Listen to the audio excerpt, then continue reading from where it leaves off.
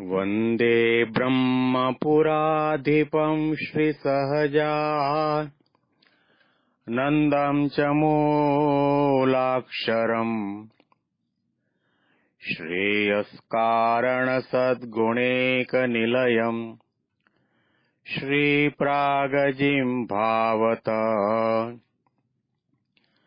ब्रह्मोपासनधारकं गुरुहरिं यज्ञं तथा योगिनम्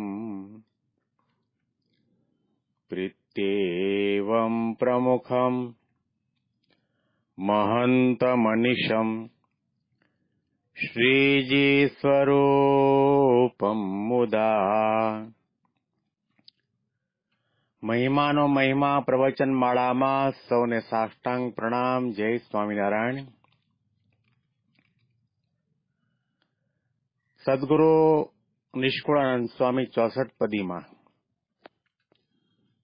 પોતાના ઈષ્ટદેવ ભગવાન સ્વામિનારાયણના અવતારી કાર્યનું, ઐશ્વર્ય પ્રતાપનું નિરૂપણ કરી રહ્યા છે.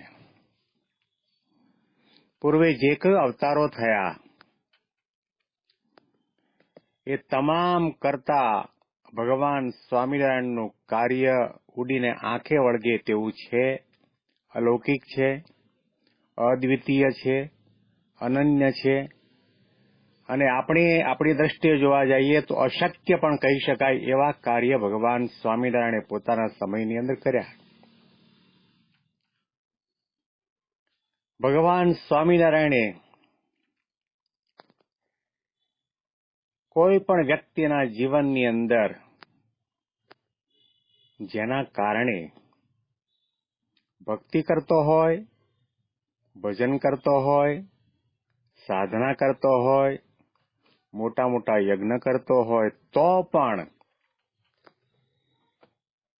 એનું કારણ શરીર ટળ્યું ન હોય, સ્વભાવ પ્રકૃતિ બળ્યા ન હોય, દોષોમાંથી, વાસનામાંથી મુક્ત થયો ન હોય ને ભગવાનના ધામનો અધિકારી ન થઈ શકતો હોય, એવા તમામ દોષો ઉપર ભગવાન સ્વામિનારાયણે પ્રહાર કર્યો છે. કારણ કે માયાને મારવા માટે, સ્વભાવને ટાળવા માટે, પોતાના યોગમાં આવેલા જીવાત્માઓને નિર્વાસનિક કરવા માટે, બ્રહ્મરૂપ કરવા માટે જ ભગવાન સ્વામિનારાયણનું આ પૃથ્વી ઉપર અવતરણ. અને એટલા માટે પોતાની સાથે પોતાનું અક્ષરધામ, અનંત મુક્તો, ઐશ્વર્ય પ્રતાપ, પાર્ષદ વગેરે લઈને આ પૃથ્વી પર પધાર્યા. સાધનાના માર્ગની અંદર કોઈ પણ સાધકને વિઘ્નરૂપ થતું હોય તો કામ, ક્રોધ, લોભ, માન, મોહ, મત્સર, આશા, તૃષ્ણા, ઈર્ષા, અભિમાન, આ તમામ પ્રકારના માહિક ભાવો, સાંસારિક ભાવો, દૈહિક ભાવો આદિ અનાદિકાળથી જીવાત્માની સાથે જડાયેલા છે. અને એના કારણે એ માયાવી જીવ હોય કે ભગવાનનો ભક્ત હોય તો પણ ભગવાનના સુખને પામી શકતો નથી. કરોડો રૂપિયાના બંગલામાં આળોડતો હોય તો પણ કામના કારણે, લોભના કારણે, અજ્ઞાનતાના કારણે, વાસનાના કારણે, સ્વભાવ અને પ્રકૃતિના કારણે, દેહાભિમાનના કારણે એ માણસ પોતાના જીવનની અંદર સુખ અને શાંતિનો અનુભવ કરી શકતો નથી. આદિ વ્યાધિ ઉપાધિ ત્રણેય તાપમાંથી મુક્ત કરવા માટે, અખંડ અખંડ અજર અને અમર એવી શાંતિને આનંદ આપવા માટે ભગવાન સ્વામિનારાયણ પૃથ્વી પર પધાર્યા છે. એ થાય ક્યારે?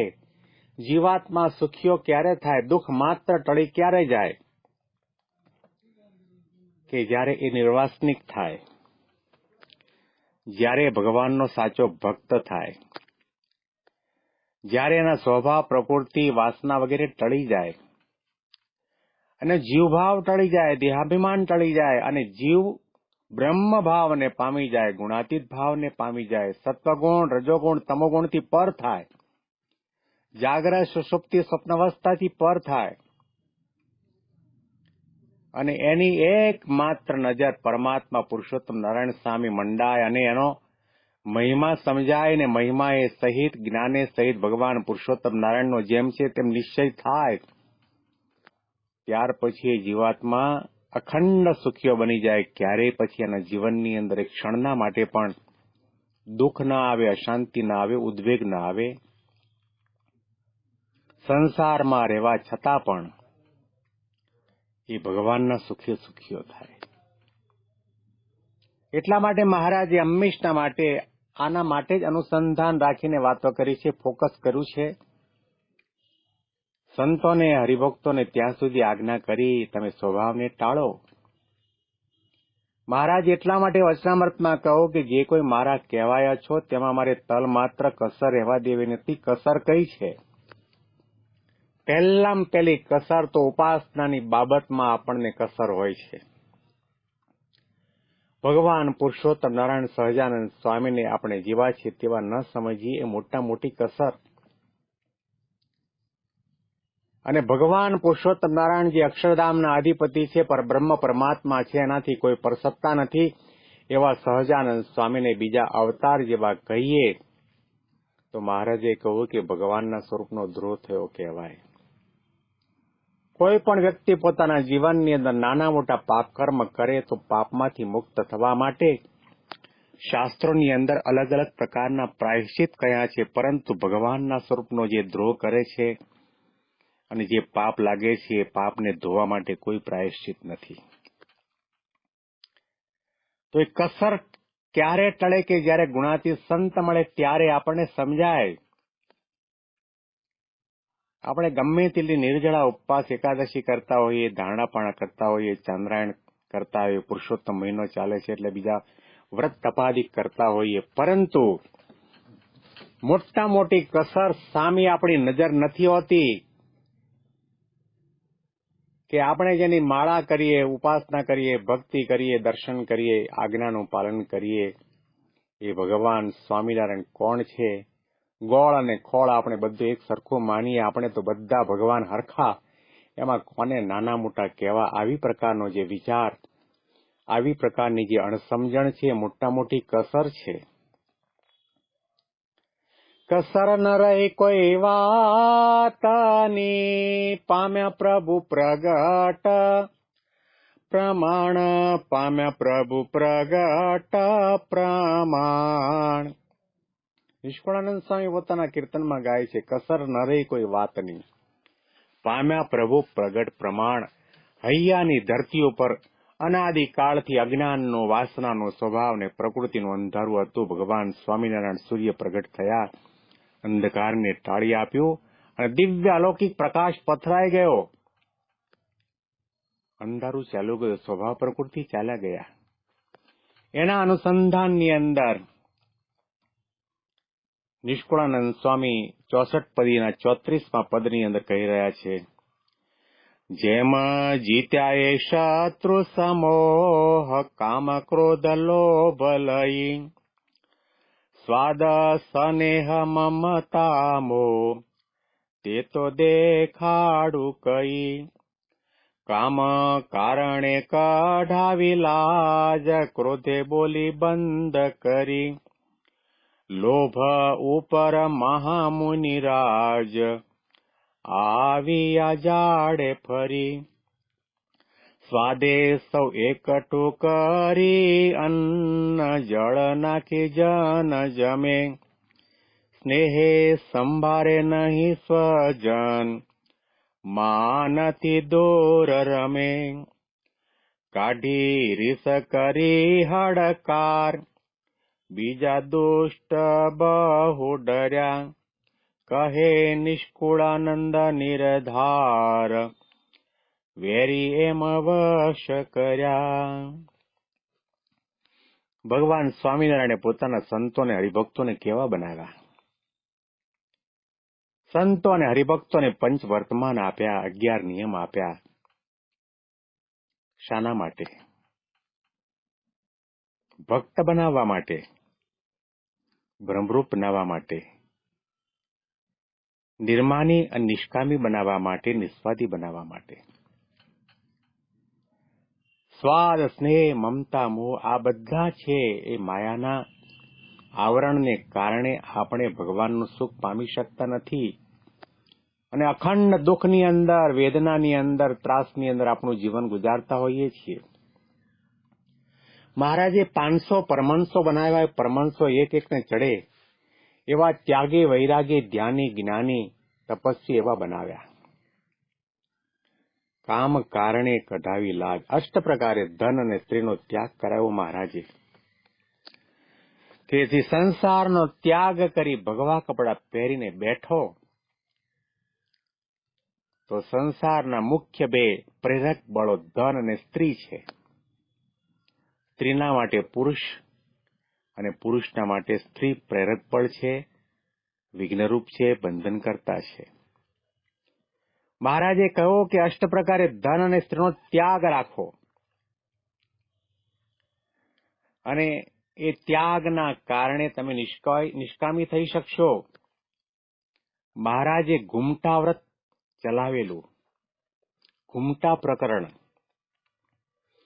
ગુજરાત મારવાડની ધરતી ઉપર તે સમયની અંદર મહિલાઓ ઘૂમટા તાણતી, પરંતુ મહારાજે સંતોની પાસે ઘૂમટા તણાવ્યા અને કહ્યું કે તમે તમારા ગાતરિયા માથા ઉપર ઓઢીને ફરો કે તમારી નજર ભૂલે ચૂકે પણ કોઈ મહિલાના ઉપર ન જાય અને કામમાં વિકાર ન જાગે, આંખની અંદર વિકાર ન જાગે, મનમાં વિકાર ન જાગે, એટલા માટે મર્યાદા મૂકી. અને એટલા માટે પ્રેમાનંદ સ્વામીએ પોતાના પદની અંદર ગાયું, અક્ષરના વાસી વાલો આવ્યા અવની પર, અક્ષરના વાસી વાલો આવ્યા અવની પર, બાઈઓ દેખીને ભાઈઓ છેટેરા ચાલે, બાઈઓ દેખીને ભાઈઓ છેટેરા ચાલે, પડી વસ્તુ કોઈની હાથે ન જાલે રાજ, અક્ષરના વાસી વાલો આવ્યા અવની પર, અક્ષરના વાસી વાલો આવ્યા અવની પર, બાઈઓ દેખીને ભાઈઓ છેટેરા ચાલે. પુરુષ હરિભક્તોને પણ એવા નીતિ નિયમ આપ્યા, શિક્ષાપત્રી રચી, એમાં મર્યાદા આપી, આજ્ઞા આપી, પડી વસ્તુ કોઈની હાથે ન ચાલે. નિર્લોભી વર્તમાન દ્રઢ કરાવ્યા. રસ્તામાં ચાલતા કોઈ પણ એવું પદાર્થ નીચે પડેલું દેખાય તો તે તમારું નથી, એના ધણી કોઈ હશે, ભૂલે ચૂકે પણ એને ઉઠાવો નહીં. અને તમે એમ જ માનો કે તમારા માટે એ સોનાની વીંટી હોય, સોનાની ચેન હોય, કોઈ આભૂષણ હોય તો પણ એમ જ સમજવાનું કે તમારા માટે માટી છે, ધૂળનો ઢગલો છે. લેવાનું મન ન થવું જોઈએ. આવા પ્રકારના નિષ્કંચન અને નિર્લોભી ભગવાનના ભક્તો ભગવાન સ્વામિનારાયણે બનાવ્યા.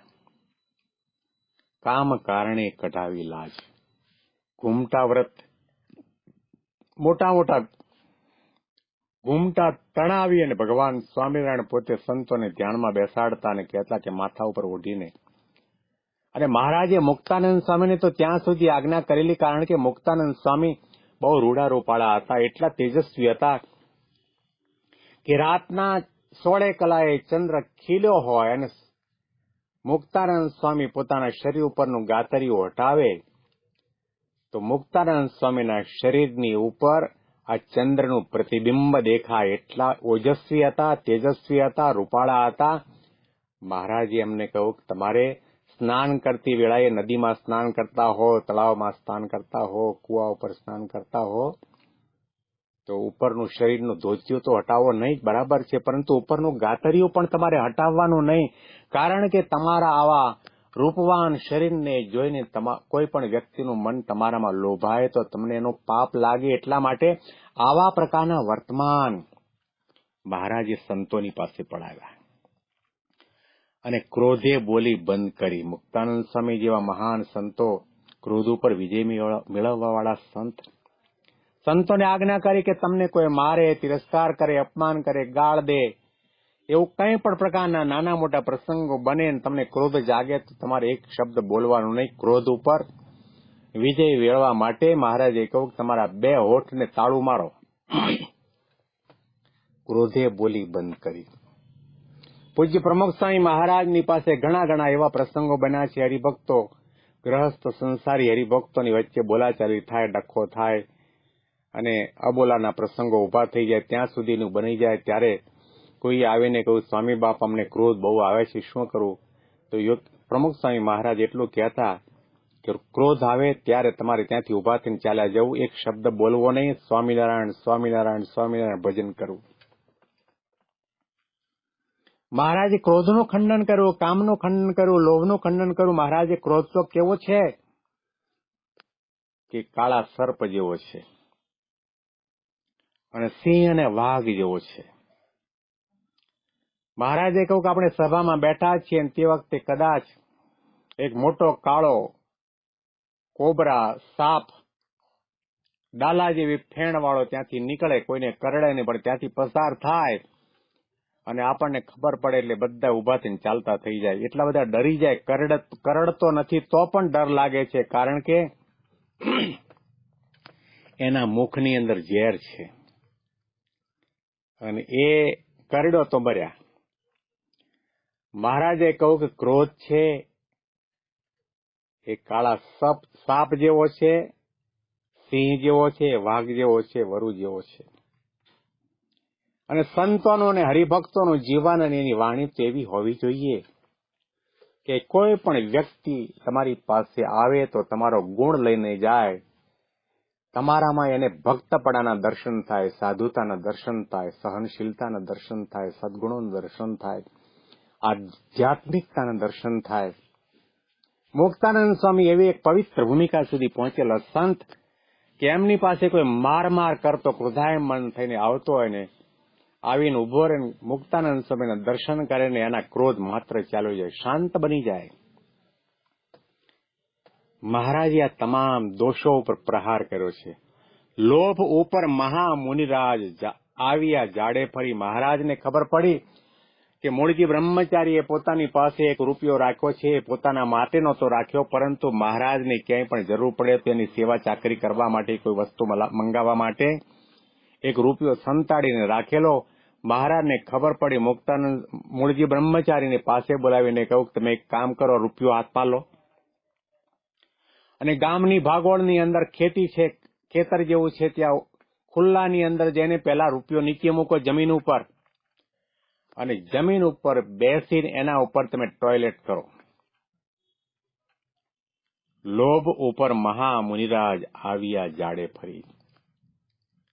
મહારાજે કહો, મૂળજી બ્રહ્મચારી, આ રૂપિયો તમારા માટે રૂપિયો નથી, મળ છે, વિષ્ટા છે.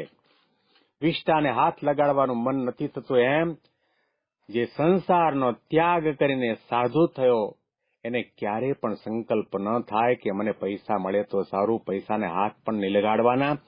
8 પ્રકારે ધન અને સ્ત્રીનો ત્યાગ.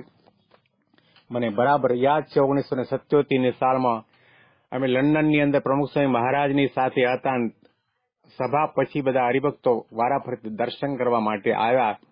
એમાં એક ધોળિયો પણ દર્શન કરવા માટે આવ્યો. 1 પાઉન્ડ નો સિક્કો પોતાના હાથમાં લઈ બાપાનો હાથ પકડીને બાપાના હાથમાં મૂક્યો. બાપાને ખબર પડી કે આ તો પૈસા મૂક્યા છે. તરત જ એમને વીજળીનો ઝબકારો થાય, કરંટ લાગે, એવી પ્રકારના ભયભીત થઈને એ પાઉન્ડને નીચે ફેંકી દીધો અને ત્યાર પછી 17 વખત માટીથી એમણે હાથ ધોયા. આપણને ખ્યાલ આવે, દુનિયામાં લાખોની સંખ્યામાં સાધુ સંતો છે, લાખોની સંખ્યામાં, પણ સ્વામિનારાયણના સાધુની તુલનામાં ન આવે. ઘણા બધા એવા મહાન સંતો પ્રવચન કરતા હશે, પારણ કરતા હશે, એમની વાકછટા હશે, સારા કાર્યો કરતા હશે, પરંતુ એમના નામે બેંક બેલેન્સમાં મોટું ફંડ પડ્યું હોય, ડિપોઝિટ હોય, લાખો કરોડો રૂપિયા વ્યાજે ફેરવતા હોય. કાન ખોલીને સાંભળવાની જરૂર છે.